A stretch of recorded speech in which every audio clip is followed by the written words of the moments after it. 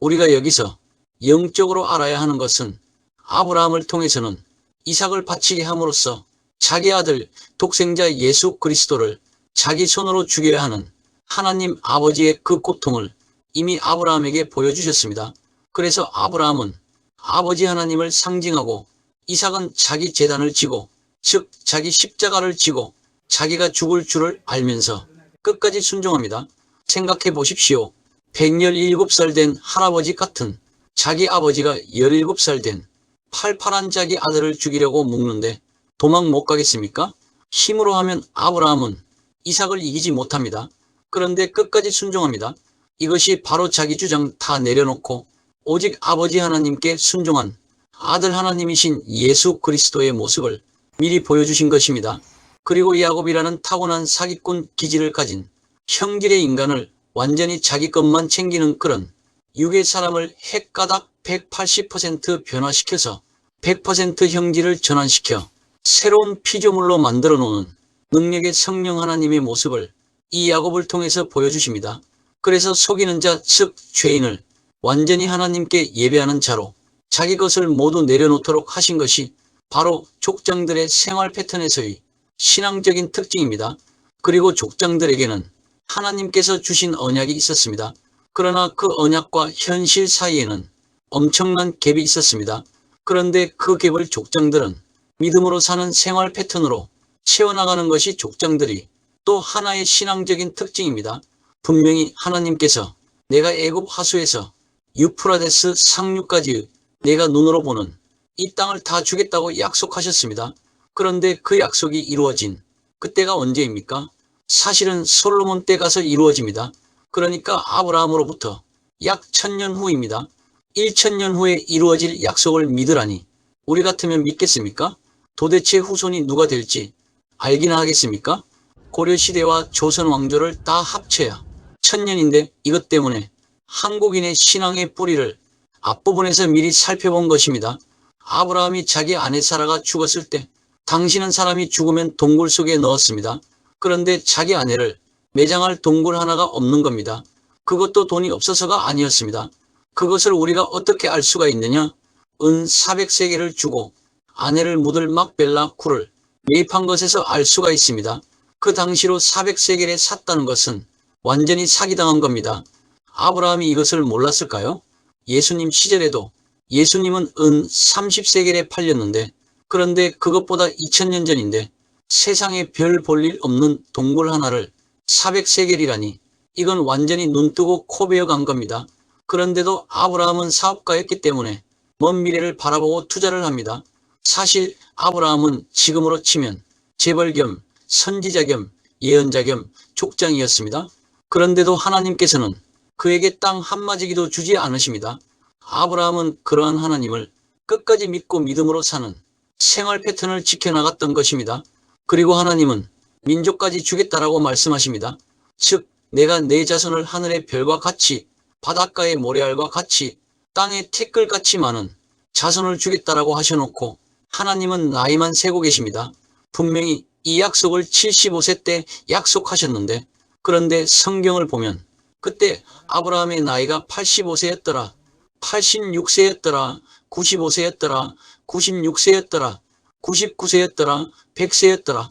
지금 누구 약 올리는 것도 아니고 달라는 아들은 안 주고 계속 나이만 세고 계십니다. 성경에는 그런 기록이 없지만 얼마나 아브라함이 속으로 약이 올랐겠습니까?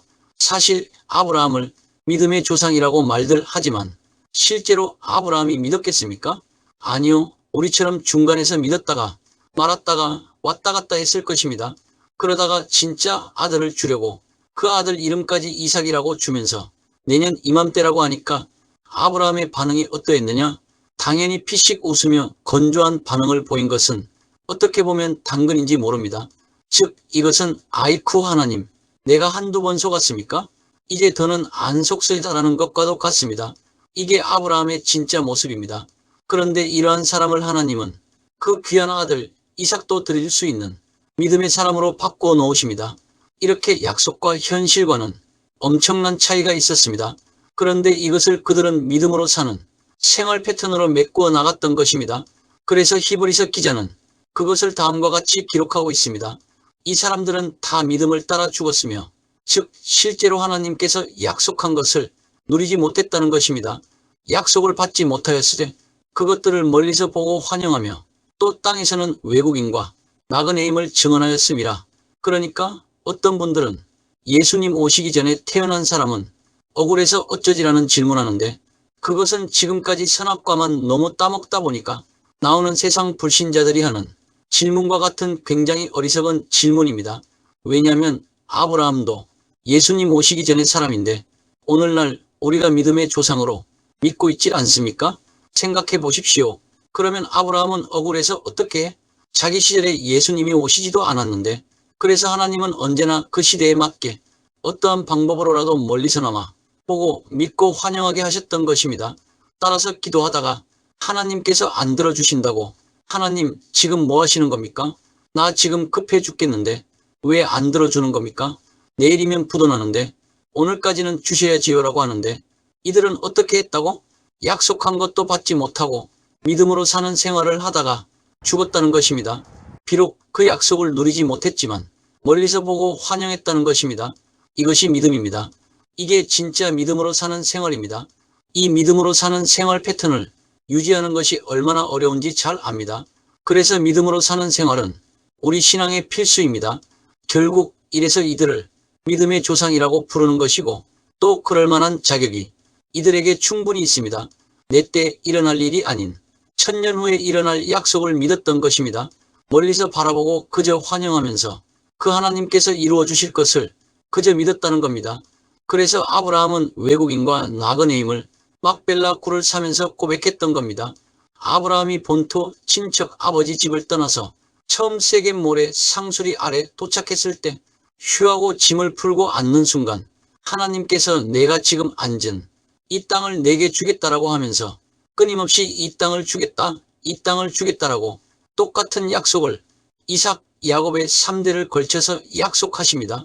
그러나 아직 내게 주시지 않았기 때문에 그 믿음에 대해서 믿음으로 그가 이방의 땅에 있는 것 같이 약속의 땅에 거류하여 동일한 약속을 유업으로 함께 받은 이삭 및 야곱과 더불어 장막에 거하였으니 이는 그가 하나님이 계획하시고 지으실 터가 있는 성을 팔았음이라. 다시 말해서 가나안 사람들 보는 앞에서 야 하나님께서 이 땅을 내게 주신다고 했어라고 큰 소리치거나 겉으로 드러내지 않고 그저 외국인, 거류민같이 지냈다는 것입니다. 이것이 바로 가인처럼 살인죄를 저질러서 쫓겨났으면서도 자기네들끼리 똘똘 뭉쳐서 성을 쌓고 우리끼리 살아가자 하지 않고 하나님의 약속을 믿고 장막에 거했다는 말입니다. 왜냐하면 그것은 하나님이 계획하시고 지으실 터가 있는 성을 바라고 있었기 때문이었습니다. 물론 이것도 천년 후인 다윗에 의해서 예루살렘 성이 지어집니다. 이기는 자는 내 하나님 성전에 기둥이 되게 하리니 그가 결코 다시 나가지 아니하리라. 내가 하나님의 이름과 하나님의 성, 곧 하늘에서 내 하나님께로부터 내려오는 새 예루살렘의 이름과 나의 새 이름을 그 위에 기록하리라. 이 말씀은 이 세상의 영적인 전쟁에서 마지막 끝까지 이기는 자는 내가 그 사람에게 이름을 적어줄 텐데, 첫째, 먼저 하나님 아버지의 이름과 둘째, 내 아버지로부터 하늘에서 내려올 새 예루살렘 성의 이름과 셋째, 나 예수의 새 이름을 그에게 적어주겠다는 것입니다. 그러므로 바로 하나님이 경영하시고 세우실 터가 있는 그 성은 이기는 자에게 내가 지어주겠다는 약속입니다. 이처럼 믿음의 족장들은 자기 것을 버리고 하나님의 것으로 채워서 나아갔고, 비록 약속과 현실은 엄청난 갭이 있었지만 그 갭을 끝까지 믿음으로 메꾸어 갔던 것입니다. 이것이 바로 믿음으로 사는 생활 패턴입니다. 그러므로 절대로 조급해할 필요가 없습니다. 우리의 연약함을 정말 주님에게 아뢰면서 우리의 믿음은 이렇게도 약한데 왜 성경에서는 아브라함과 이삭과 야곱의 믿음은 그렇게도 높이 평가하느냐? 그것은 처음부터 믿음이 좋았던 것이 아니라 하나님께서 그들의 삶 가운데서 평생을 함께 하시면서 이러한 믿음으로 성장할 수 있도록 내 것을 버리고 하나님의 것으로 채워주셨기 때문에 믿음의 조상들이 될 수가 있었습니다.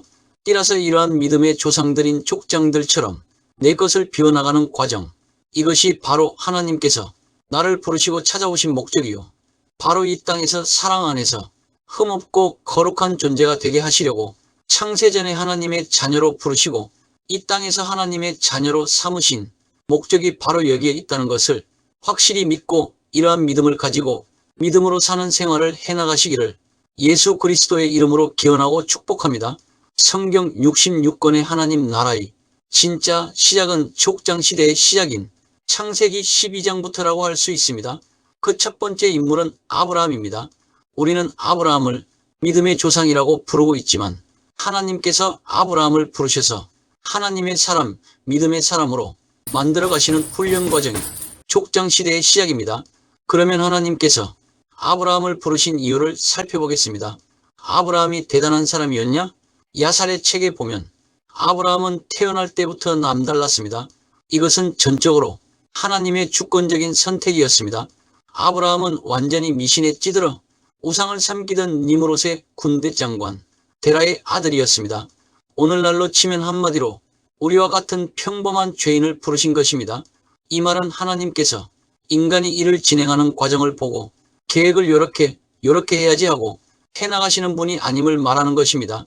하나님은 주권적으로 말씀으로 이 세상을 창조하시고 하나님의 자신의 계획과 그 섭리를 따라서 주권적으로 이루어 가시는 분이십니다. 그래서 분명히 알아야 하는 것은 하나님께서는 수동적으로 사람을 따라가는 분이 아니십니다.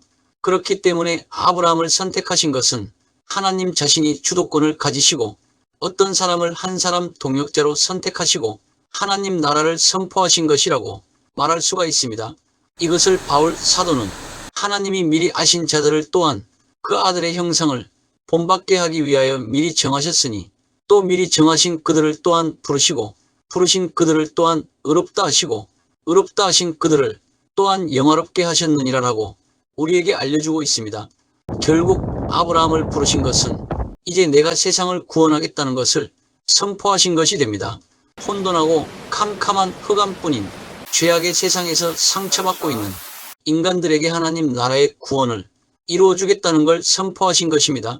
그리고 아브라함을 선택하신 이유는 히브리인들의 사고방식, 즉 수동적인 사고방식, 즉 자기 자유의지를 가지고 스스로 움직이지 않고 하나님의 지시에 따라 하나님의 행하심을 보고 말씀에 순종해서 움직이는 사고방식인 하나님 중심적인 생활 패턴 때문입니다. 우리는 앞에서 헬레니즘 즉 인본주의는 인간을 신격화한 그리스 신화의 근원인 최고의 신 아폴로가 바람을 피워 자기 마누라에게 두들겨 맞고 하는 인간과 똑같은 모습을 보여주는 것, 즉 신을 인간과 똑같이 보는 사고로 능동적 사고인 다른 것에 이끌리지 아니하고 자기 자유의지대로 스스로 행동하는 사고, 이성적이고 합리적 사고, 개인주의와 헤브라이즘 곧 하나님 중심 사고, 수동적 사고인 자기 자유의지를 가지고 스스로 자기 마음 가는 대로 움직이지 않고 하나님의 지시에 따라 하나님의 행하심을 보고 말씀에 순종해서 움직이는 사고, 느낌 중심, 체험 중심, 관계 중심을 강조의 차이를 중간사를 다룰 때 살펴보았습니다. 특히 헬레니즘은 인간만 신격화하는 것이 아니라 짐승까지도 신격화하거나 인간화하는 아주 웃기는 사고라는 것을 우리는 기억할 필요가 있습니다. 짐승은 사람이 될 수가 없습니다. 사실 나도 동물들을 참 좋아하지만 동물 애호가들이 들으면 별로 좋아하지 않는 진리가 하나 있습니다. 분명히 하나님께서 사람을 지으실 때는 땅의 흙으로 사람을 지으시고 생기를 그 코에 불어넣으시고 아담을 에덴 동산으로 이끄시고 하나님의 영인 율법, 즉 말씀을 주신 것을 기록하고 있지만 짐승들을 지으실 때는 그냥 흙으로만 지으셨지 동물들을 에덴 동산에 이끄신 것도 아니고 또 말씀 곧 율법인 영을 주신 기록도 없습니다. 이 말은 인간에게는 하나님께서 육과 혼과 영을 주셨지만 동물에게는 육과 혼만 주셨다는 말이 됩니다. 다만 그 동물들의 이름을 아담에게 짓게 하셨다고 기록하고 있습니다. 따라서 사람은 동물을 잘 돌보고 다스리되 짐승을 사람같이 취급하는 것은 하나님의 창조 원리를 거스르는 죄입니다. 그런데 불신 세상에서는 이 사고에 자연스럽게 젖어 있습니다. 분명히 짐승은 사람보다 저급한 존재일 뿐만 아니라 우리와는 완전히 다른 존재입니다. 물론 인간과 짐승은 다 같이 흙으로 빚어졌기 때문에 짐승의 기질과 성향을 우리 인간들도 어느 면에서는 가지고 있는 것도 사실입니다. 그래서 그런 의미에서 인간은 사회적인 동물이라고들 말한 것도 어찌 보면 단편적으로는 일리가 있습니다. 그렇더라도 사람과 짐승이 다른 이유는 사람은 하나님의 사랑의 대상으로 하나님의 영이 우리 안에 임재해 예수님의 형상을 닮아서 변화되는 존재인데 반해서 짐승은 본능으로 살다가 흙으로 돌아가는 존재일 뿐입니다. 그런데 그런 짐승을 인간화하려고 하는 것입니다. 그게 바로 이솝우화입니다. 그러면 현대판 이솝우화는 뭘까? 그렇습니다. 디즈니랜드입니다. 개에게 인간의 이름을 지어주질 않나. 쥐, 고양이에게 사람 이름을 붙여주질 않나. 이것이 사람이 근본이 되고 우주의 중심이 되면 일어나는 사탄의 끊임없는 인간의 짐승화 과정입니다. 그러니까 사람들이 땅에 있는 것만 추구하게 하고 사람이 먹고 마시고 즐기고 섹스하는 것에만 관심 가지게 하는 이것이 사탄이 하는 일입니다. 이렇게 사람 중심 신앙은 겉으로는 근사하게 보이지만 우는 사자처럼 우리의 육을 자극해서 나라는 이성을 충동질하여 자꾸 사람을 짐승 되게 하고 사람을 신과 동등되는 것처럼 만들어버립니다. 그래서 바벨탑을 쌓은 것입니다. 끊임없이 하나님과 같이 되려는 사탄 자신의 본심을 인간을 충동질하여 이루려고 흑심을 품고 있는 것입니다. 그렇게 하면 될 것 같아라고 사람을 끝까지 짐승으로 만들려고 합니다. 다음 시간에 계속하겠습니다. 많은 관심과 구독과 좋아요, 알림 설정은 영상 제작에 큰 힘이 됩니다. 감사합니다.